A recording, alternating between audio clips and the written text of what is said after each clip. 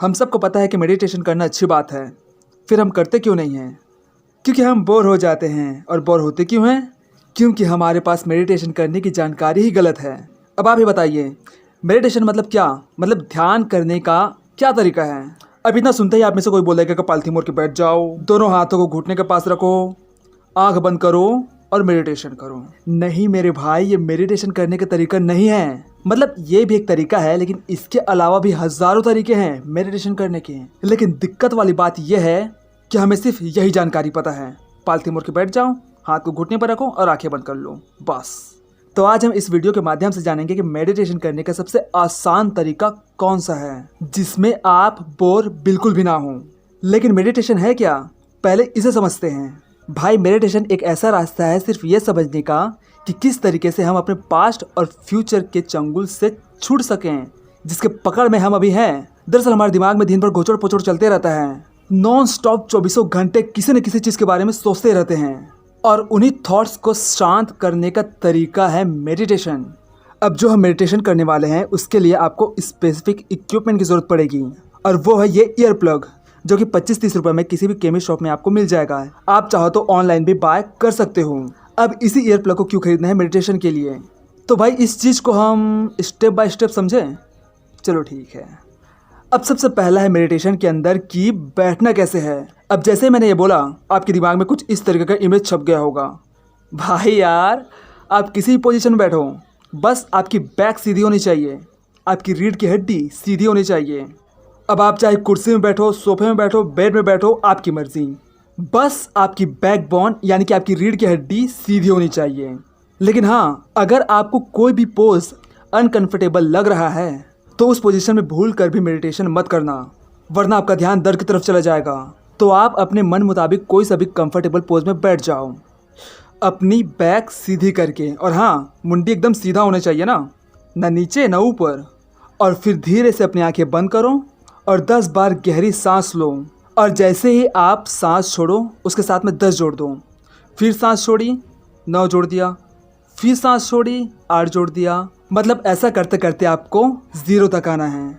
और हाँ, आपको मन में गिनती करना है ना, अमरीश पुरी की तरह भाई भाई नहीं बोलना, धीरे धीरे अपने मन में बोलो। अब जैसे जैसे आप नीचे जाते जा रहे हो, अपने माइंड को रिलैक्स करते जाओ। 8, 7, 6, इसी तरह करते करते शून्य में जाओ। और जब आप शून्य में पहुँचोगे तब आपको रियलाइज़ होगा कि आपका दिमाग शांत हो चुका है। लेकिन ये इंड नहीं है ना। वैसे इस दुनिया में 3 तरह की आवाज़ें होती है। सबसे पहला जो बाहर से आ रही है, जैसे कि मेरी आवाज़, ये चिड़िया कूकने की आवाज़ आपको सुनाई दे रही है ना, ये सब बाहरी आवाज़ें हैं। दूसरी आवाज़ जो हमारे अंदर होती है, जिसमें से कुछ आवाज़ों को हम जानते हैं और कुछ को नहीं जानते, बस उन्हीं को जानना है। अब अंदर की आवाज़ें कौन कौन सी हैं? हार्ट बीट, सांसों की आवाज़, और ऐसे ही बहुत सी आवाज़ें हैं हमारे अंदर जिनके बारे में हमको पता ही नहीं है। अब हम उन आवाज़ों को पकड़ेंगे कैसे? इस ईयर प्लग से। जैसे ही आप इस ईयर प्लग को लगाओगे ना, तो बाहर की आवाज़ ऑलमोस्ट ख़त्म हो जाती है, और फिर जो आपको सुनाई देगी वो आपके अंदर की आवाज़ होगी, और आपका ध्यान ऑटोमेटिकली सेंटर में आना शुरू हो जाएगा। यहाँ बस आपको कोशिश नहीं करना पड़ेगा ध्यान लगाने की, यहाँ बस आपका ध्यान अपने आप ही लगेगा। एक काम करना, आप इस ईयर प्लग को लगाने के बाद में ध्यान को इधर उधर भटकाने की कोशिश करना।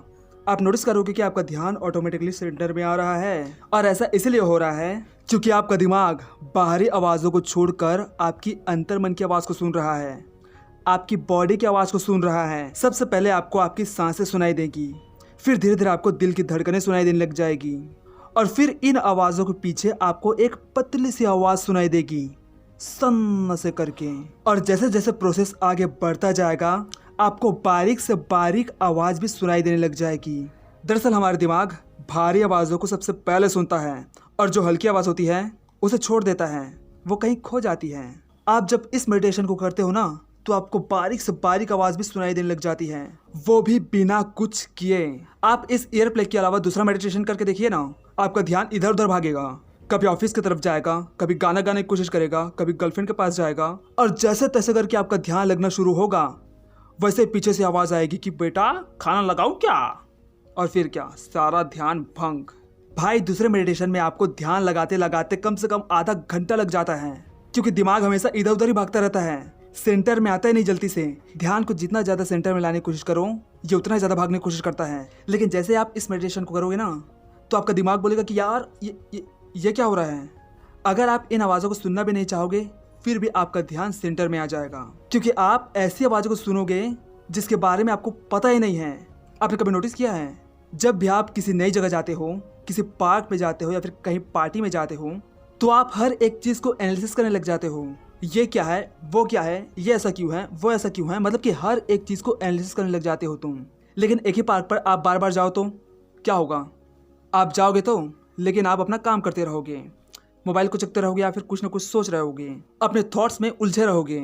और भाई ये हर जगह होता है ना, जहाँ कुछ चीज़ हमारे दिमाग को समझ नहीं आती, हमारा दिमाग सेंटर में आ जाता है। भाई समझ नहीं आ रहा है, क्या करें, कुछ कहने के लिए है ये नहीं। अगर कुछ चीज़ समझ में आ गई तो हमारे दिमाग में एक इमेज छप जाएगी और हमारा दिमाग फिर से घोचड़ पचड़ करना शुरू कर देगा। जैसे कि आपको ये आवाज़ सुनाई दी, आपका दिमाग फटाक से बोलेगा हाँ ये तो घोड़े की आवाज़ है। अब यहाँ पास आपका दिमाग घोड़े का इमेज बना लिया।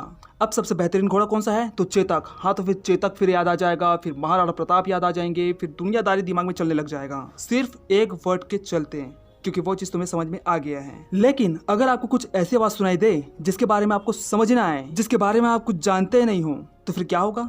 आपका दिमाग पूरी तरीके से सुन पड़ जाएगा, और जैसे सुन पड़ा, काम हो गया।